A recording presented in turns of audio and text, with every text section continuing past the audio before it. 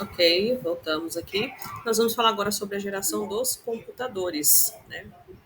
Inicialmente, os computadores não foi criado assim com a intenção de que todos os consumidores pudessem ter um computador em casa ou pudessem estar nas empresas, em fábricas, para otimizar enfim, as rotinas. Na verdade, ele foi criado para a guerra, tá? Então, aqui a gente tem aqui algumas classificação de alguns computadores. Tá? Então, nós temos a geração 1 de 1940 a 52, né, que eles continham válvulas, era muito grande, muito caro, extremamente caros. E nós temos um dos inícios, um dos primeiros, que é o ENIAC, que ocupava uma sala, superaquecia, precisava de várias pessoas para que eu pudesse operar. E dificilmente todas as empresas teriam ele, né, devido ao seu grande valor e grande também a ocupação na empresa. E também mão de obra para que pudesse manipulá-lo, para que pudesse utilizá-lo também. Né? Se hoje a gente fala que algumas pessoas têm dificuldade, muitos alunos em idade escolar estão com dificuldades, né? Então imagine esses alunos daqui a algum tempo se eles não tiveram interesse. É lógico que alguns vão sim pelo caminho da procura do saber, mas a gente sabe que a realidade, né, não é essa. Não são todos que já têm interesse, apenas limitando os seus interesses a o que lhes convém. Não estou falando que está certo ou errado, mas é que a gente visualiza. Tá? Segunda geração, que é de 52 a 64. Substitui a válvula pelo transistor. Então, eles ganham mais potência, confiabilidade, redução de tamanho e consumo de energia. Assim, tem um consumo de energia que era muito grande, o que tornava muito mais prática. As áreas de aplicação foram além da científica, da militar, administrativa e gerencial. Aqui é o ENIAC. Então, esse aqui é o tamanho dele, né? Que ele utilizava aí quase que uma sala inteira. Acho tão bacana visualizar esses computadores assim desse tamanho, né, que eles têm. Mas isso é bacana. Então vamos lá. A terceira geração foram substituídas, chips começaram a existir, né? Então o software já evoluiu devido a esses pequenos chips, ficaram muito menores ainda e muito mais rápidos. Quarta geração, de 71 e 81, aparece um microprocessador, inclusão de toda a CPU em um único computador e um único chip e fabricação em larga escala dos micros. Computadores pessoais, as pessoas começaram a ter seus computadores em casa, ainda que um preço um pouco alto, mas alguns conseguiam ter mais fácil. Não aquele do início da primeira geração, primeira e segunda geração. O disquete é utilizado, gente, vocês nem sabem o que é disquete, mas eu lembro, eu sou da época do disquete, eu queria muito ter um disquete guardado e eu não tenho. E eu lembro que você tinha que ter um cuidado muito grande com ele, porque se de repente amassasse, você perderia todo o seu conteúdo ali. E era muito limitado, nem chegava. Caramba, acho que era em megas que cabia, era pouca coisa. Então, dependendo da foto que você tinha, que você teria assim, é uma, duas fotos, imagem grande, já não caberia muito mais lá, não, viu? Já ocupava todo o seu espaço lá. E a quinta geração, que são os notebooks, laptops, alta velocidade de processamento, inteligência artificial. E hoje a gente está falando tanto nisso, inteligência artificial, né? E a sexta geração, o que, que vai ser? Essa vai ser a nossa discussão em sala de aula hoje. O que, que você acha que será essa sexta geração? O que será o futuro, né, das tecnologias e inteligências artificiais? Inclusive, um dos exemplos aqui é o metaverso, mas antes de chegar no metaverso, a gente tem as inteligências artificiais, que é algo que faz você ter um texto, por exemplo, chat GPT, que ele consegue praticamente você faz um pedido de um texto e ele realmente elabora. O que a gente se vê é que ele ainda não está 100%. Há erros, né, de gramaticais, erros de português, a má colocação das frases em si, mas se você pedir um texto para fazer, ele provavelmente fará para você. Aí é que tá. É um caso a pensar, a entender. Eu sou de uma geração, eu nasci, né, em 1900 eu sou de 80, da década de 80, década de 90 brinquei muito na rua, né? Então é realmente muito diferente a nossa educação e a maneira como eu fui educada. Então eu fui educada de uma maneira diferente na escola, gravando as coisas. Não é à toa que aqueles verbos irregulares eu gravei todos. né? E hoje, talvez um aluno, a gente,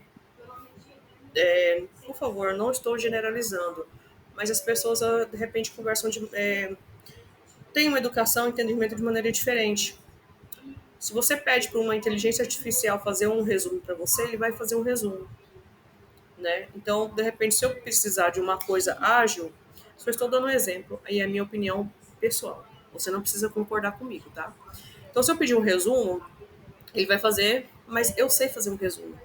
Agora eu fico pensando, quem não sabe fazer um resumo, para mim é só para otimizar meu tempo, se for para eu pedir. Mas e para o aluno que ainda não sabe fazer um resumo e pede para fazer, ele faz, ele entrega ao professor e tem a nota X. Então, de repente, tem um vazio aí, né?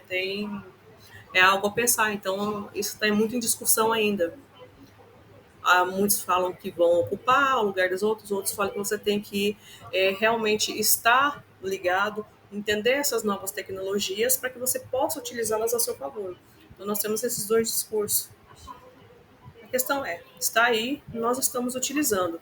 Então, tem a inteligência artificial que faz um site rapidamente, tantas outras coisas, né? Cria slides, já tem algumas que são linkadas que fazem é, até utiliza o Excel, faz algumas fórmulas que você pede. É interessante, gente, é muito interessante. Eu ainda não tenho essa manipulação, ainda não. Algumas sim, outras não. Então ainda não me despertou o interesse. Provavelmente daqui a um tempo despertará sim, tá? E a gente tem um metaverso aqui que é super interessante. Nós estamos falando de avatar nesse caso aqui, como esses dois. O Zuckerberg, né? Mark Zuckerberg. Nossa, perdão. Saiu da mente aqui agora. Zuckerberg. Desculpa. E o Avatar aqui está meio que animação, mas o metaverso já promete e já estamos tendo uma visualização de uma imagem muito bonita e nítida, realmente como se fosse em tempo real mesmo, sem que seja esses avatares. Então a ideia do metaverso é você otimizar tempo, recursos, seja o que for, e você fazer uma reunião e realmente entender que vocês estão ali, né, em tempo real no mesmo lugar. Você faz sentir-se no mesmo lugar. E às vezes uma compra, quando a gente compra pelo site, pelo celular, de repente com o metaverso, uma das questões também é que você consegue pegar de repente objeto com a mão, né? E é lógico que tudo aí está envolvido aí, como as questões de pagamento, cartão, enfim. Mas o metaverso é isso. E é um caso a pensar. Como que a gente vai lidar com essas novas tecnologias, essas inteligências artificiais? Ok? Ok, o hardware aqui. E agora a gente vai passar pelos componentes do computador, gabinete, que é aquele quadradinho fica do lado do computador, tá? É onde são todas as placas, placa-mãe, coolers, estão todos ali.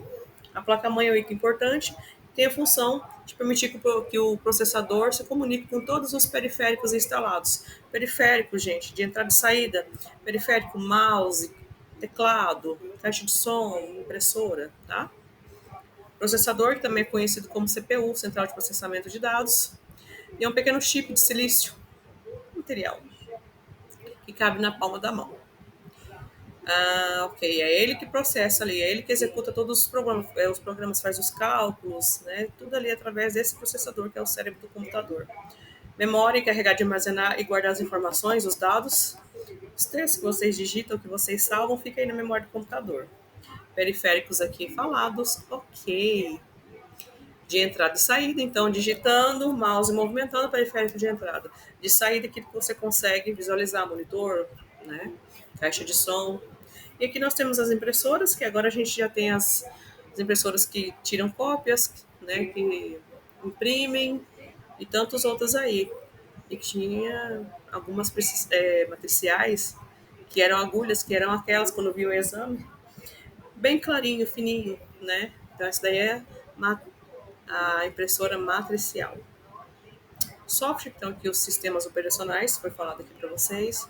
Os software aplicativos, né, que é o que a gente utiliza basicamente, Word, Excel, PowerPoint, calculadora, bloco de notas, versão paga, com licença, e versão gratuita, que já foi falada aqui, no Google Docs. Nós vamos ver eles também, tá bom?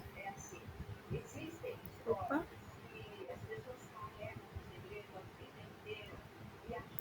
Temos os editores de texto, que é o Word, que nós vamos trabalhar muito com ele.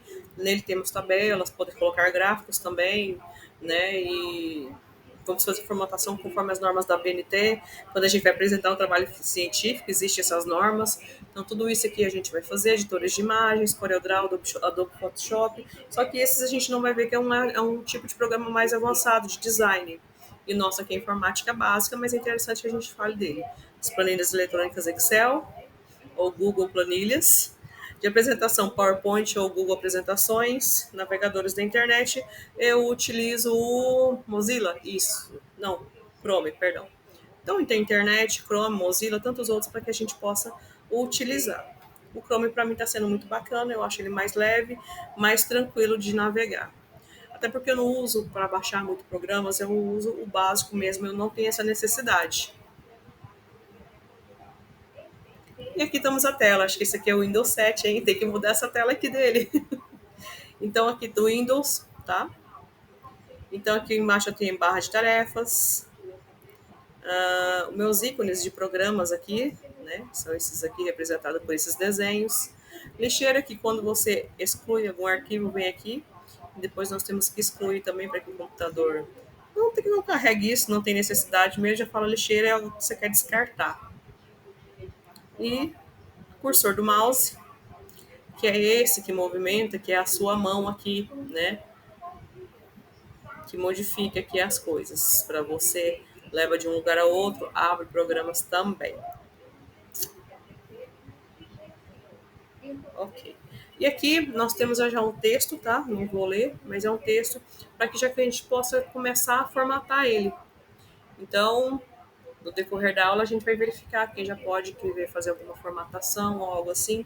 Mas hoje o intuito da nossa aula é a gente pensar sobre as inteligências artificiais e todas essas consequências, né, que nós podemos sofrer.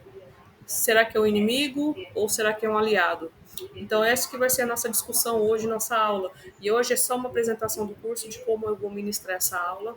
Vou tentar fazer da melhor forma possível para que não fique cansativa. Tirem todas as dúvidas que vocês puderem, estou aqui para responder. Respondo com o maior carinho, tá? E eu tenho certeza que tudo vai dar certo aqui nesse curso. E lembrando, já me dói o coração. Dia 26 de outubro, hoje são 11, dia 26 de outubro, esse curso se encerra. Passa muito rápido. Lembra que no primeiro dia eu falei que passa rápido? E de fato, passa rápido. Então, estou aqui para ajudar vocês no que vocês precisarem, tá? E espero que vocês estejam gostando dessa metodologia, desse curso, e que realmente ele tenha tido algo, não, termo, não é despedida, né? Mas que realmente tenha sido muito bom para vocês, ok? E aí a gente continua a nossa explicação no grupo